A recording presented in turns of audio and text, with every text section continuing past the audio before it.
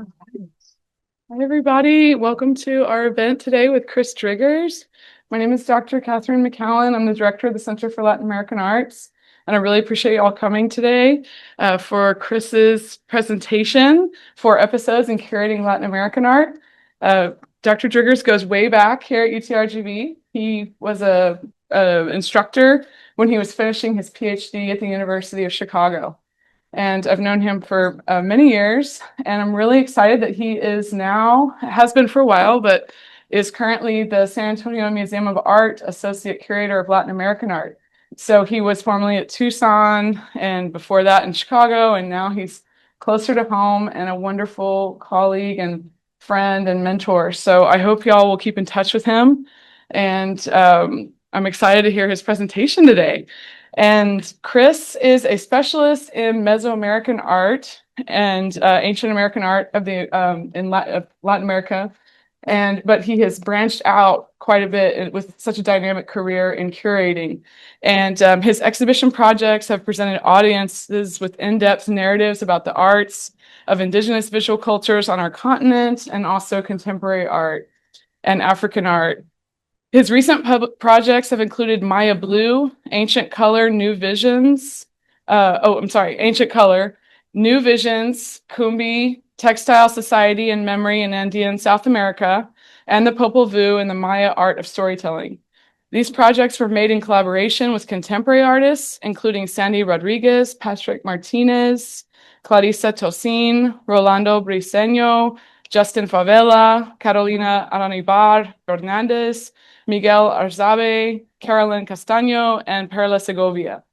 And Chris's publications include a book-length catalog of ancient textiles in conjunction with Kumbi, as well as essays on the history of circulation of ancient American art in the U.S. Southwest, which was published by the Denver Art Museum and the University of Oklahoma Press, as well as scholarly texts I've enjoyed reading in the Journal of the Latin American and Latinx Visual Cultures, also the Journal of Latin American Geography, the CAA reviews, and he's also published by the Instituto de Investigaciones Estéticas at UNAM in Mexico City.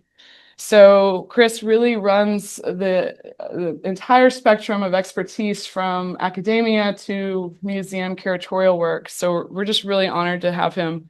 And as I mentioned, he used to be the endowed curator of Latin American art at the Tucson Museum, but luckily the San Antonio Museum of Art persuaded him to come back home where he's from in San Antonio. So we're just really excited that he's here today. And he was here a year ago for the TOMA exhibition at the IMAS. He was there at our TOMA roundtable for any of you who attended that. So he has a lot of history here with us and our students and our faculty, and we're just honored to have him back. So join me in welcoming Chris Driggers. Thank you. It's such a pleasure to be here. I'm going to talk this way for a moment, even though I know the camera's over here. And I'm going to talk this way to say that since I worked at UTRGV in 2018, I've been back a few times, and each time it's really incredible to see that things in the Valley are more dynamic than the time before. Things are really exciting. When I worked here, the Center for Latin American Art, I think was just an idea that was very actively being pursued by Catherine and by other colleagues, but it was not yet here. And so I really appreciate everything that the center has done.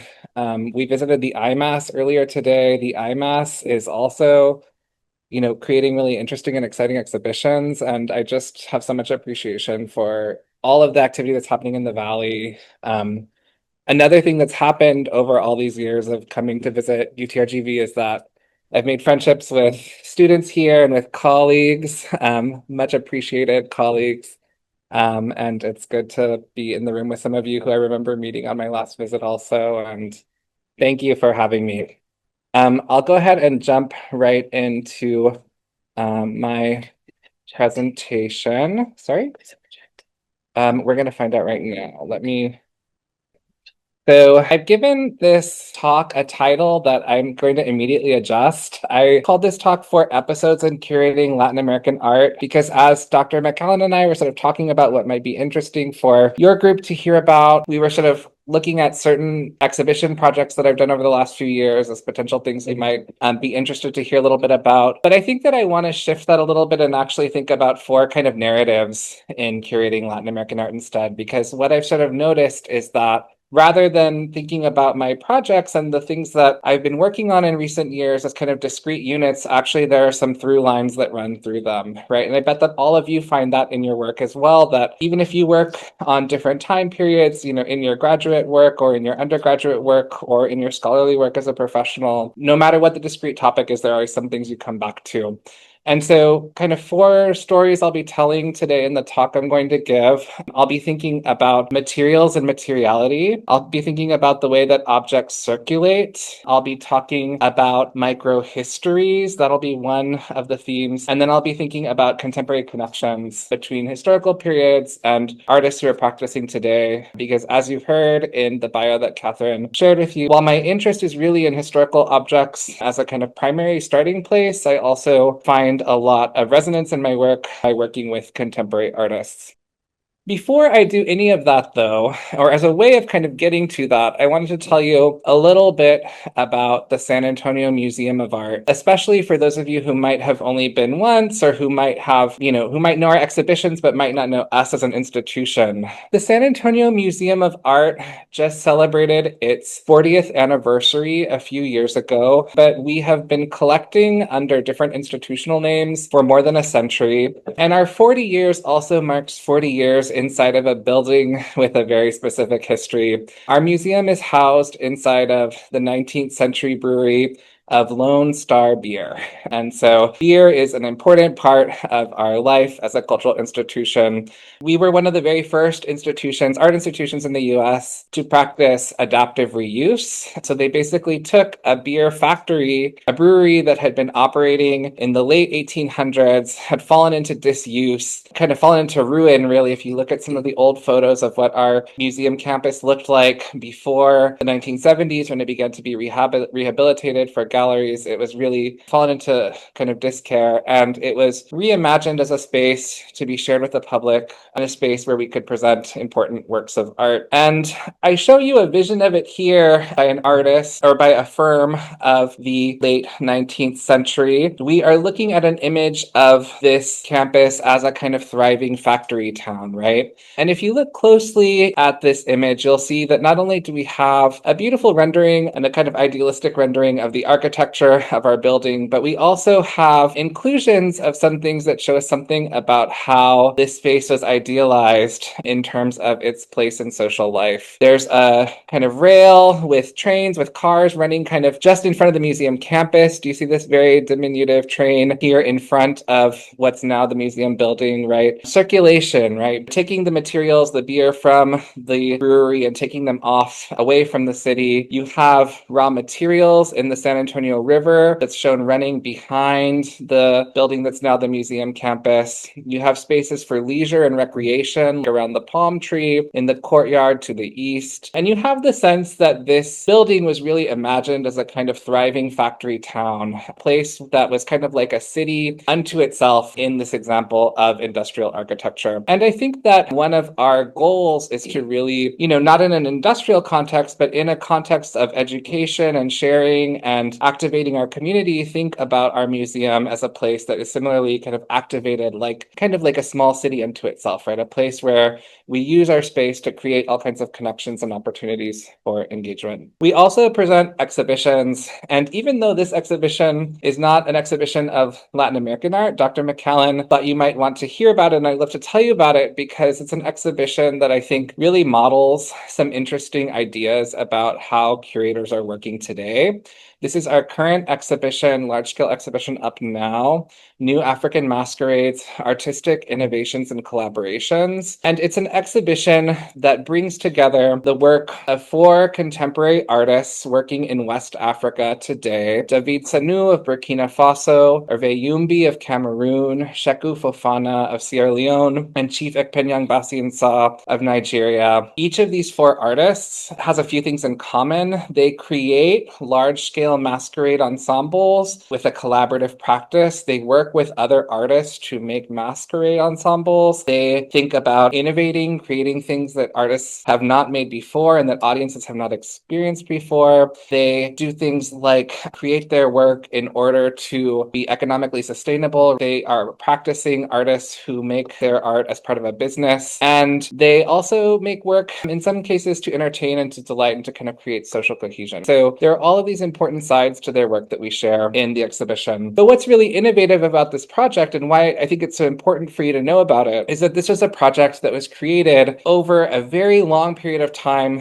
by an international team of collaborators. There are 4 curators who each worked with in one of these different contexts. Yumbi is both an artist in the show and also a curator who works with other artists for the work that he presents in the show. And each of the US-based curators worked with their artist collaborator for over a decade in order to build relationships of trust, to learn more about their practice. And what that allowed them to do was it allowed for the artworks in the show to be presented in the ways that the artists themselves wanted their work to be seen. Let's look at a work. This is a work by David Sanu. It's a full body ensemble. Sanu makes the wooden headpieces, and his collaborators who wanted to be anonymous for the exhibition make the bodies, these bodies using all this raffia fiber. So it is a collaborative work. Sanu's father was one of the leading artists, one of the leading wood carvers in Bobo Dioulasso. They have a commercial gallery there, a commercial studio there where they make artworks on commission. And Sanu introduces into the exhibition his own genres of masquerade ensemble that both draw from historical examples but also present something that people have not seen before. This particular work is an homage to his father. It is in the shape of a hornbill bird. Does everyone see how it has this beak on the front of it as this kind of nose? In the cultures of West Africa, and particularly in Bobo Dioulasso where Sanu works, the hornbill bird is thought to represent or embody intelligence, and so this is a very intelligent kind of masquerade. And the top of the work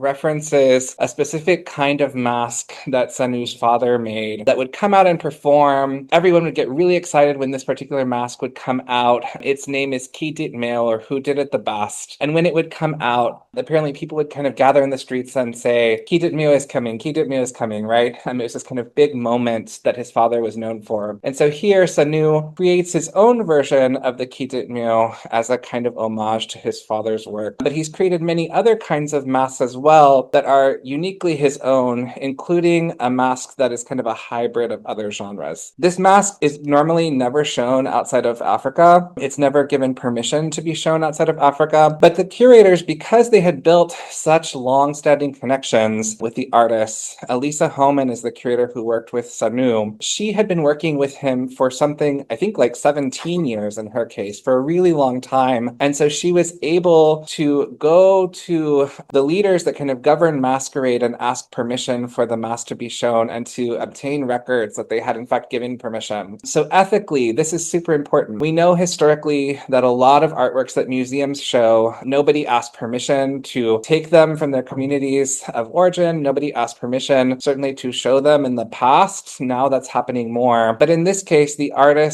curators commissioned all of these masquerade ensembles so that they would be shown with intent. The artists know where they are. That's also very unusual, right? A lot of times makers of traditional African arts do not know where their work is in the world. That's also true of the makers of, for example, Mexican folk art or Mexican arte popular. I was meeting with artists just in the last month who told me that people tell them all the time that their work has ended up in certain museums and they did not know how it got. They were delighted, but they didn't know how it got there. And I think that this is a team that's really trying to show us a new model for how you can ethically display this work. At SAMA, I'm the venue curator for this project, so I did not contribute to the organization of the project, but we're very proud to show this exhibition at the museum. We also show things like what it looks like when these masquerade ensembles are being danced. And so you'll see photos of the masks out, quote unquote, in the field that kind of emphasize that. And I hope you'll come and see it, open through July 5th. One more example of that kind of collaboration, that kind of ethical commissioning of the artwork. We have a masquerade ensemble here from a society called Ekpe. This is a society whose name means something like leopard, and it's a society of Nigeria from the port city of Calabar. There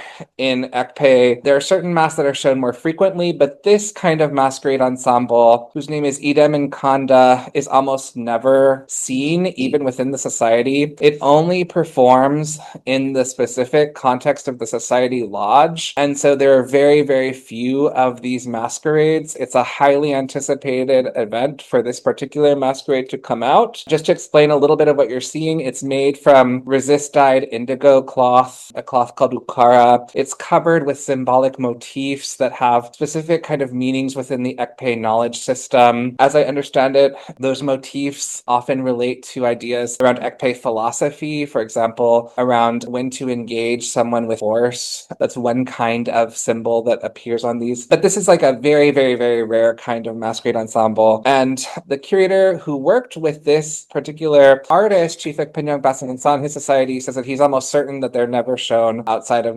Nigeria ever, perhaps never been shown outside of Nigeria. But for this exhibition, they got a letter from His Royal Highness, who authorized for the display of this masquerade to happen in the museum, and who also recommended that the letter giving that permission would be shown alongside the mask itself, right? So this is on view on the label, quite large. It's about this big. It's really a thing to see, but it's part of the artwork, right? Or part of its display at the museum so that everyone understands that this masquerade ensemble that really is ordinarily meant to be restricted to kind of in-community use and members of the society viewing the masquerade, that it can be shown ethically at the museum. So we're going to pivot now to think about Latin America. And in particular, at SAMA, Latin American art means something a little bit different than what it might mean at other museums. One of my senior colleagues, Mary Miller, who was most recently the director of the Getty Research Institute, she has pointed out in reflections on the field that Latin American art at the Art Museum tends to be shown in one of two formats. Particularly, she's thinking about ancient Mesoamerican art, but the lessons are broader than that. She talks about slices and about dices. So in a slices kind of presentation of Mesoamerican art, things from ancient Mexico and Peru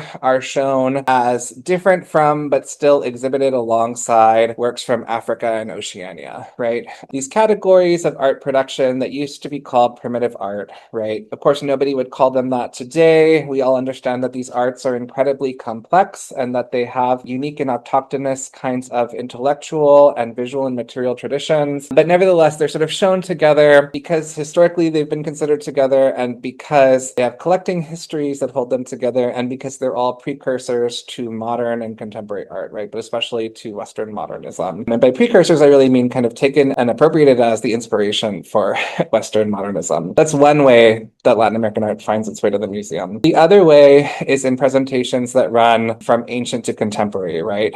And we have good examples of this in major exhibitions, right? For example, in 1940, some of you might know that the MoMA, the Museum of Modern Art, did a big exhibition, a landmark exhibition called 20 Centuries of Mexican Art, where around 3,000 objects were brought up on a train from Mexico City to New York to be displayed in Midtown Manhattan, one of these kind of landmark displays that included things all the way from Mesoamerican antiquity to artists working in 1940, right, to works that were really recently made. There have been several exhibitions like that. Another one was one that SAMA actually showed, Mexico Splendors of 30 Centuries, that showed at the museum in 1930. But while that has been a very impactful idea exhibition-wise, most museums' permanent collections don't actually have spaces for Latin American ancient to contemporary, right? If you think about where Latin America is at the Met, right, it's sort of split between a few modernists in the modern art galleries. Colonial Latin American art is shown alongside US American art, historical US American art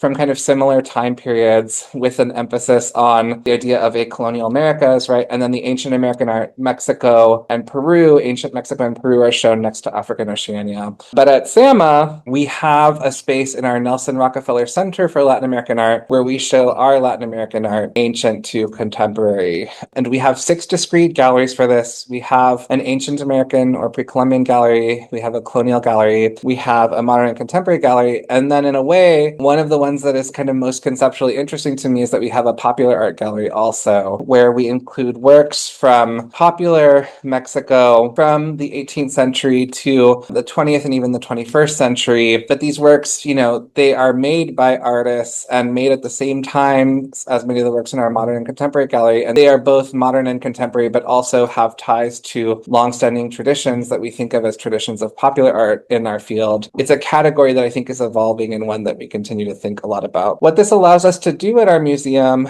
is it allows us, because we have this long range focus, we have this ability to present historical arts alongside contemporary works, sometimes from the same place or from related traditions. These are two examples from around 3 centuries apart in time. This is a lacquer technique from a town called Olinala in Guerrero that has a very long-standing lacquer tradition that probably goes back to before the 16th century. You're seeing an 18th century example on the left. If you look closely, oh, and I'm sorry, the image is a little washed out here. There's kind of figures dancing on the front of this lacquered coffer, really quite beautiful. And then on the right, you have a more contemporary example, probably made within the last 3 decades, showing Adam and Eve and really marvelous figures. There's all of this dense vegetation on the front of this coffer. I'm not showing you the back, but on the back, the scene gets a little bit naughty and we see Adam and Eve in their full kind of embodiment on the back of the coffer. But there's something really wonderful. Because of our collecting focus, we're able to make these kinds of connections between old and new. We also collect things with particular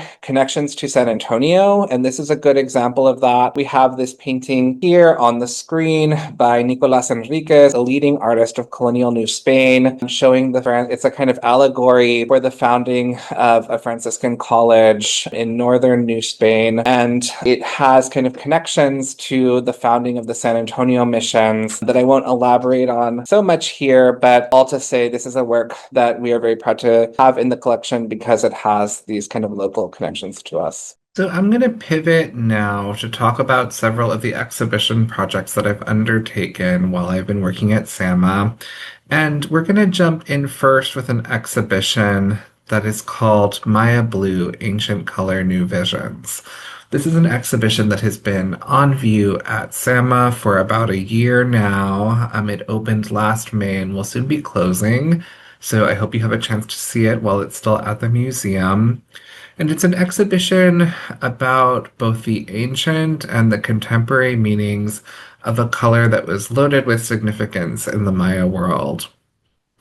For the classic Maya of the first millennium AD, the color blue was connected with preciousness, with ideas like firstness, with ideas about agricultural fertility and bounty.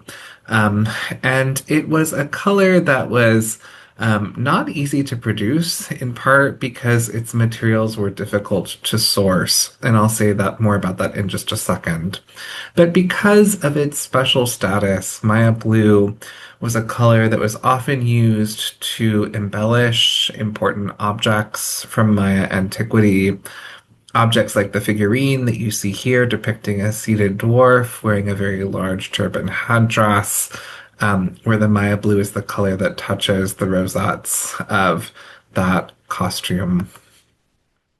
Maya blue in objects that were once in archaeological contexts often appears today conserved on very specific parts of those objects. We saw the rosettes of the dwarf on the right. On the two other figurines that you'll see in the exhibition, along with several others, you'll see that there is Maya blue conserved along the skirt and at the center figure, also kind of along the torso and the right arm. This color was used to adorn objects that were probably associated with offering or objects that kind of elevated the object to a sort of elite status, perhaps elite for the purposes of kind of sacralizing the object. Now, as I mentioned, the materials for making Maya blue come from a very specific part of Mesoamerica. Maya blue is essentially two ingredients mixed together and heated. The first of those ingredients is indigo.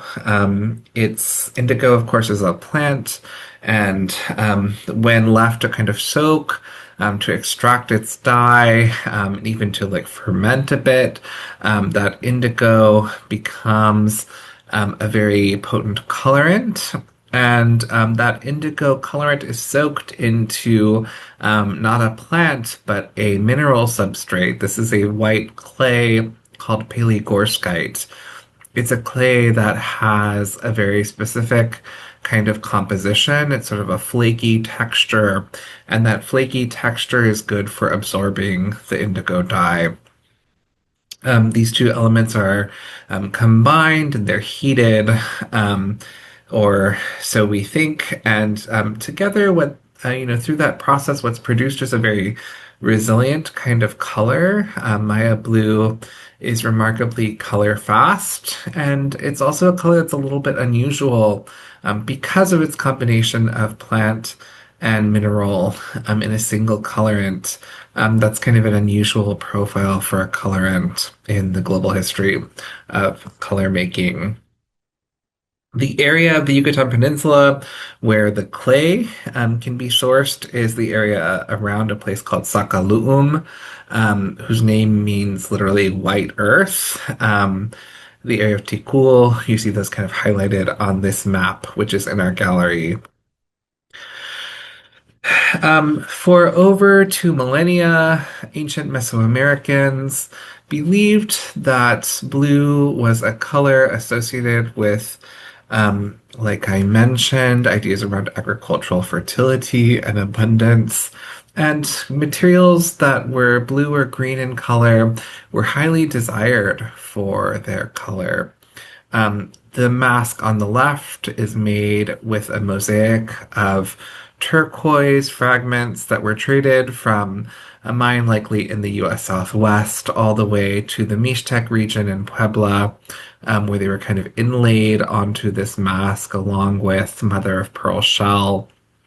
Um, Imagine that in part the desire for these special materials with these remarkable colors motivated the creation of broad trade networks across Mesoamerica. And the object on the right similarly emphasizes the importance of its blue and its green. We're looking here at two classic Maya pendants with the faces of elites as they're posed here, kind of facing one another. Each of them wears ear spools made from a blue-green stone, and below those ear spools actually appears the glyph for blue-green in classic Maya inscriptions. This is the glyph Yash. So important was it to emphasize the color and the name and the status of that stone that the maker of this stone actually kind of used a grammatical or a kind of lexical sign here to emphasize exactly what was being shown on these objects. Now, I give you here a kind of summary of some of the things that we learn from Maya hieroglyphic inscriptions about the color yash. And this comes from the work of my colleagues who wrote a brilliant book called Veiled Brightness, where they describe the meanings of many Mesoamerican colors as well as kind of the technical elements of their production. For yash, which encompasses both blue and green, both in Maya and in other Mesoamerican languages, what we think of as two different colors, blue and green, were actually conceptually connected. Yash's glyph has markings that suggest something polished or shiny. Yash connotes newness, freshness, and unripeness. It also connotes moisture, like the vegetal. Um, its use in texts sometimes is used to indicate firstness or primacy. And for example, there's an expression Yashwinik, the first humans. And in text, interestingly, it's the only color term that can be reduplicated to intensify its meaning. So there's a concept of yayash or very yash. And sort of sets this term or this idea apart in kind of inscriptions as one distinct from other colors. Now, from my perspective as a curator of ancient objects, one of the things that we often observe is that um, in our galleries, museum visitors are often not able to connect with the color of ancient objects.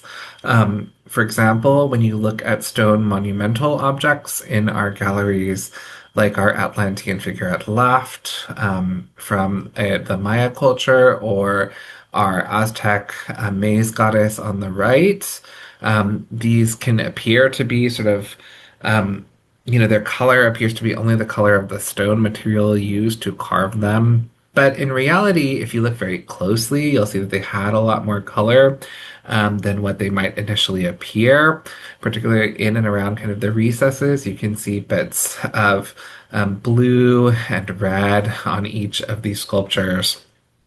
And this is not a problem unique to my museum. Other museums have tried various kinds of innovations to represent the color of ancient objects on monuments. I'm showing you here a view of the Coyolxauhqui monolith at the Museo del Templo Mayor in Mexico City. This is a wonderful sculpture from the canon of Aztec sculpture.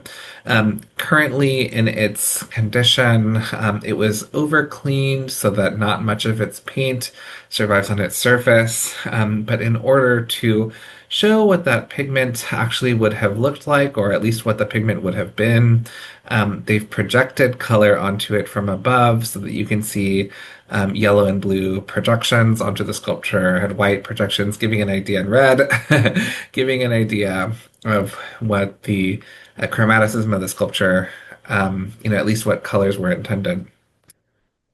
You see a much different kind of chromatic representation here on this version of the Coil but also through a process that some have called kind of the chromatic restitution of sculptures. There have been all kinds of experimental museological techniques to show what color might have been intended. Here you're seeing two different sculptures.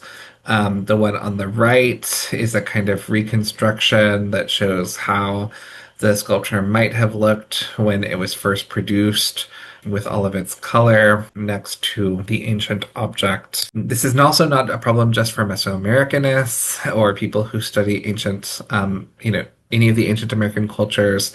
This is also a question that people in the ancient Mediterranean field have been contending with. There's actually recently a show at the Met on the topic of sculpture in the ancient Mediterranean called Chroma, where the galleries featured notable objects with full kind of chromatic, let's say chromatic restitution on their surfaces, alongside kind of not reconstruction objects, alongside original objects from the museum's collection. It's a project that has received, I think it's fair to say, a kind of mixed reception because it can be quite jarring to see this kind of a reconstruction, but it brings our attention to an aspect of ancient sculpture that's really quite important and that I think often goes overlooked. I think that focusing our attention on color can help visitors to see color that they might otherwise overlook. I'm showing you here a sculpture in the collection that has quite a lot of color, but I think that when displayed in the gallery, it can be sort of easy to miss. One can just sort of gloss past it. But when it's shown in an exhibition called Maya Blue, people look more closely and they realize that actually this sculpture has quite a lot of color, and many of our sculptures in our downstairs Ancient American Permanent Collection do. Now, as I mentioned, the ancient Maya were not alone in their interest in Maya blue, and in fact, contemporary artists have continued to find a lot of valences of ancient Maya color and ancient Mesoamerican color that continue to inform how they think about their work and that continue to be kind of useful in navigating new questions that are relevant to today. And I think that kind of broadly thinking about curatorial practice, this is a really important part of both my practice and of museum practice today. That many curators in my field are thinking about connecting historical processes and contemporary ones in their galleries, because this is how artists are thinking. Artists are really thinking about their relationship to historical precedent. In the case of Maya Blue, we have work in the exhibition created by artists like Sandy Rodriguez, a Los Angeles-based artist who has really engaged with Mesoamerican color and embraced the kind of traditional processes of hand making color as part of her practice. The work that she has in our exhibition features a woman holding a baby. Um, and it's an image that is sourced from the Florentine Codex, or adopted from the Florentine Codex. As you can see from the title, the theme of the image is the treatment for romadizo, a viral infection of the upper respiratory. This is a work that she made where Maya Blue, a color that has medicinal processes, is kind of used to embellish these dewdrops that fall onto the plant and onto this healer. Um, as part of the kind of healing idea, right? The idea of this kind of traditional medicinal knowledge that is so important to both indigenous communities of past and present, right? And in addition to being kind of an image that adapts the Nawa woman that appears in the Florentine Codex, this is also a very specific portrait of one of Rodriguez's longtime collaborators in research into Mesoamerican color, Diana Magaloni Kerpel, now at the LACMA. And so it is an image that is at once kind of celebrating this research and this knowledge and innovation into understanding Mesoamerican color, an homage to a personal relationship, and a celebration or a kind of inquiry even into the relationship of color with healing and with well-being in the body. Rodriguez has, as I mentioned, been researching into the production of color for a long time in her practice. You see here a portrait that she made of herself, collecting the kind of materials for processing color. This is, of course, as you can tell, an image that she made during the COVID lockdown, which is a time when she, in this work, imagines herself kind of out in the landscape engaging with color. You see here what part of her studio practice looks like. This kind of experimentation with how not only the color is produced, but also how it looks and how it interacts with other colors. And oftentimes, when her work is exhibited, she includes elements of the raw color in vials, like you have here, for her use as part of her kind of studio practice. Also in the exhibition is a work that ties the themes of the exhibition right back to San Antonio. That's something that I like to do when it makes sense in an exhibition to kind of invite local artists to be part of the conversation and to kind of bring it all back home. And in this exhibition, there's a work that I thought really resonated beautifully with the show. This is the work of Orlando Briseño, called Verde Azul. And what he's done in his work is he's laid out a dish towel connected with the domestic space, so important in the Chicano art history legacy. He's laid out this dish towel, prepared it with wax, and onto that wax placed raw pigment, not actually processed color, but the raw material of the color itself, to talk about the meanings of color in Mexican American culture. Verde azul, agua, water, vegetación, vegetation, hierba fresca, maíz tierno, juventud, abundancia, comida.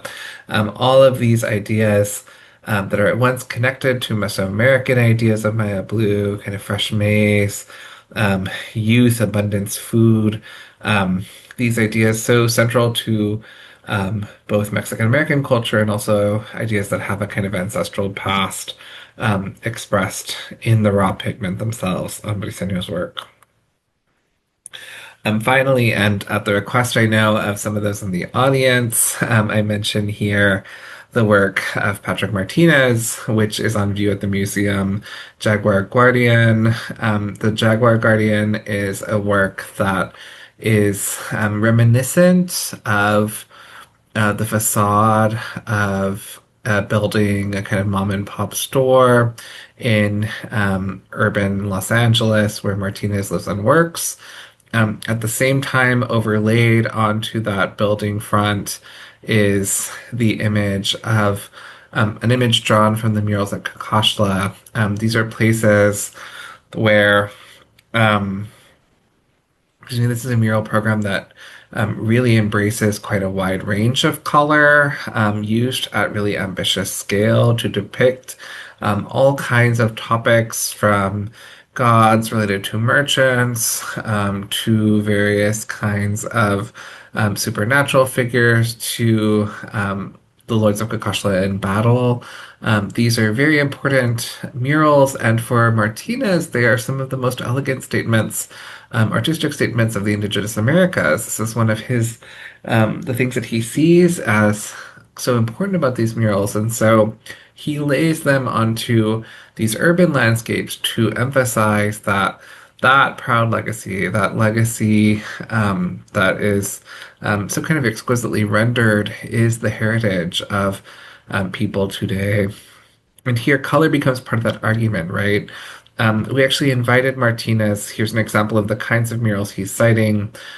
We invited Martinez to come talk at SAMA, and his lecture was a kind of intersection between an exhibition of contemporary art and the exhibition Maya Blue, because he works right at that juncture, being able to speak both to other contemporary artists and also back towards the historical past. And that's one of the things that we found, many members of our curatorial team found very exciting about bringing his work to Sama, and also about kind of putting him in conversation with some of the other projects on view in our galleries. Circulation is also a theme that I see running through a lot of my exhibition projects. One thing that I've done recently is reinstall the introductory part of our colonial Latin American gallery in order to have our visitors to this part of the gallery think about, we had for a very long time an introduction to the gallery that focused on Spain and Spain's legacy in the Americas as kind of the starting point. And instead, I've replaced that introduction with a series of paintings that speak to broader histories of circulations between Africa and the Americas, indigenous traditions in the Americas. And I would like to also kind of think even more broadly and capaciously about that.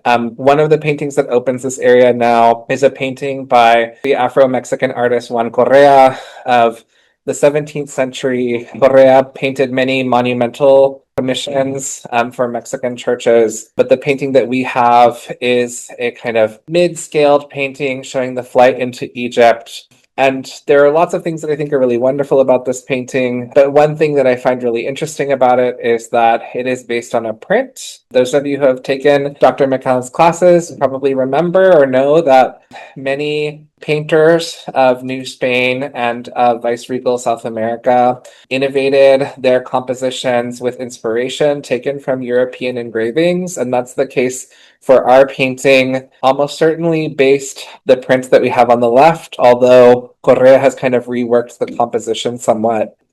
Our department also had a lot of fun, my Latin American department, working on this work from colonial Ecuador. And one thing that we tried that we wanted to better understand, well, let me talk about what this image is first. It's an image of Our Lady of Mercy, and she is embracing the founder of the Mercedarian order in this painting and holding the Christ child. And then below you see a kind of indigenous man who is depicted in shackles, right? He's kind of wearing this kind of restricting shackle around his neck. I think that part of what as I understand it, part of this order's idea is, right, as the name of the order suggests, the importance of mercy, for example, for prisoners being important to their order's kind of theology and ideology. This figure kind of represents that potentiality in the painting. But what we wanted our visitors also to know about it is that it includes lots of references to American ecologies. And so we wrote to experts in birds to find out what the birds in the background of the painting are. And they confirmed for us that one of them is a quetzal, the bird on the left. And then on the right, we have the scarlet ibis. And so the artists here really are kind of taking this image of an international order and localizing it with references to local fauna in their painting. And then finally, another theme that I see really running through a lot of my work is the idea of a microhistory, the idea that we can learn a great deal about bigger, kind of broader histories of the Americas by looking at single objects as cases. And so this is a little bit of a preview of two projects that'll be opening at SAMA soon. One is a show called Microhistories of the Americas that includes objects like this bat mask from Bolivia. This is a mask performance tradition. So we're bringing it all the way back home to masks. With this object, they are made from tin, which across the Americas is rather unusual. But one of the things that's fantastic about this is that because the tin that they're using is often tin from kind of consumer goods products, if you look at the back of our mask, you actually see that while made and danced in Bolivia, it includes the labels for consumer goods from Brazil. This is packaging in Portuguese on the back for a product called doçura. I've been trying to figure out what it is, so if anybody knows, it's probably something sweet, but who knows what. But, this too is an object that has been in global circulation, right? The materials for it have moved across borders for this object that then becomes kind of an object of a local folk tradition. And then the last object I want to talk about in terms of microhistories and in terms of the work that I'm doing now at the museum, I'm now doing research for a show called Popular Art Speaks. Like I mentioned, SAMA has an exhibition, has a very large collection of Mexican popular art with many thousands of objects. Many of them were donated to us by Nelson Rockefeller, from the collection of Nelson Rockefeller by Rockefeller's daughter and Rockefeller Roberts. Many of these are older works of popular art. And while the museum has been publishing and researching and presenting them for many decades now, there's still lots of stories to tell about these. One I was especially excited about as I was researching this exhibition, this is a lacquer tray from a place called Uruapan in Michoacan. Uruapan is a place that has a long-standing kind of centuries-long tradition of lacquer making. And usually they look kind of floral. I'll show you what they typically look like. This is kind of typical lacquer from Urupan. But our example, of course, has these figures. Our example's made in the 1930s, around the time when Rockefeller collected it. And if you look closely at the figures at the center of it, we have a male figure and a female figure with some animals. These are not figures dressed in the style of the 1930s, right? It's actually a dress style that points much further back. I talked to one of my colleagues who really loves colonial fashion, who pointed out to me that the male figure is wearing these breeches with these buttons at the front, this jacket, this hat that really recall dress of 18th century New Spain. The female figure wears this kind of high-waisted skirt. And so what is the tray doing? The tray is imagining a time further back, right? It is imagining a kind of historical moment that is not its own moment. And it is doing that in a way that breaks with kind of the town's contemporary tradition. And I wanted to understand why this had happened or how this had come about. And so I started doing a lot of research into Uruapan, and I finally found, to my great excitement, a mention that around 1903, there were artists from, indigenous artists from this town in Michoacan who were actually invited to display their work at the St. Louis kind of Louisiana Purchase exhibition. This is one of these world fairs of 1903. And that while they were there, members of the Porfiriato government, which was a government that famously was known for wanting to present a kind of European image of Mexico to the world, that members of this government actually encouraged Uruapan artists to kind of refine their work, quote unquote, by copying European prints. And I think that the way that our tray ends up looking the way it does is because there is kind of an official influence on the makers of the work to kind of incentivize them to present this kind of image. And there aren't a whole lot of other trays that I've been able to identify that kind of make the same turn. So it's exciting to me to be able to explain what's strange about our object, what's wonderful about our object by finding something in a historical text that makes it kind of more intelligible. I have shared all kinds of things now, and I'd love to take any questions or just talk about the things that interest you. Thank you so much for your attention, and it's always lovely to be here. Thank you.